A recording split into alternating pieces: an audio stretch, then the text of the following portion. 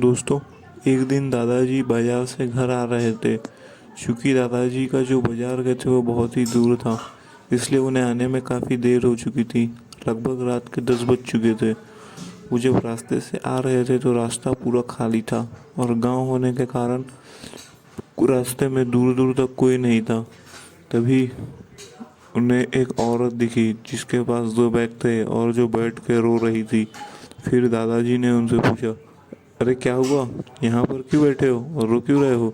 वो बोली, क्या करूँ, इतनी रात हो गई है, अमावस्या की रात है, कुछ दिख भी नहीं रहा, ना मेरे पास टॉर्च है और मेरा गांव यहाँ से 3 कोस है। पता नहीं मैं वहाँ तक कैसे पहुँचूंगी, मुझे रात भर क्या है जंगल में ही रुकना पड़ेगा। तो फिर उनसे दादाजी ने कहा, नहीं नहीं चलो मैं आपको छोड़ देता हूँ, मेरा गांव भी यहीं से जाना है, चलो।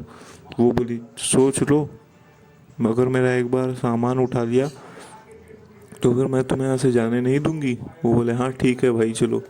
जब उन्होंने उनका जो सामान उठाया तो उनका सामान काफ़ी हल्का था, लेकिन धीरे धीरे वो सामान भारी होने लगा।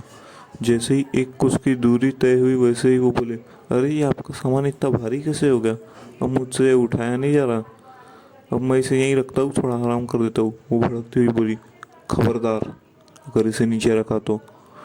फिर दादाजी बोले, क्या क्या कर लोगे आप? मैंने कहा ना बस थोड़ा आराम कर लेता हूँ। दादाजी उस बैग को नीचे ही रखने वाले थे कि वो भूतनी अचानक से उनके सामने आकर खड़ी हो गई। उसे देखकर वो डर गए और बोले, अरे। तभी भूतनी बोली, मैंने कहा था ना, एक बार बैग उठा लिया तो नीचे नहीं रखना, अब चुपचाप चलो। दादाजी समझ चुके थे ये कोई आम औरत नहीं है, मुझे इससे बच के रहना होगा। दादाजी को अब काफ़ी डर लगने लगा था क्योंकि वो समझ चुके थे। तभी दोस्तों, दादाजी को एक यहाँ से थोड़ी 100 मीटर की दूरी पर एक गांव दिखा। दादाजी को एक तरकीब सूझी। दादाजी वहीं पर उसे चिल्ला चिल्ला कर गाली बकने लगे।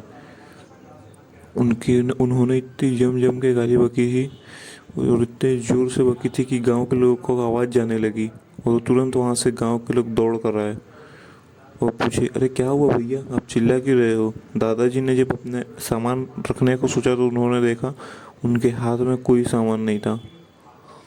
तभी उन्होंने फिर गांव वालों को सारी बात बताई और फिर उन्हें गांव वालों ने कहा, ठीक है, आप अकेले यहाँ से आज मत जाइए, आज आप हमारे गांव में रुक जाइए, जब कल सवेरे होगी तो आप यहाँ से अपने गांव चले जाइएगा।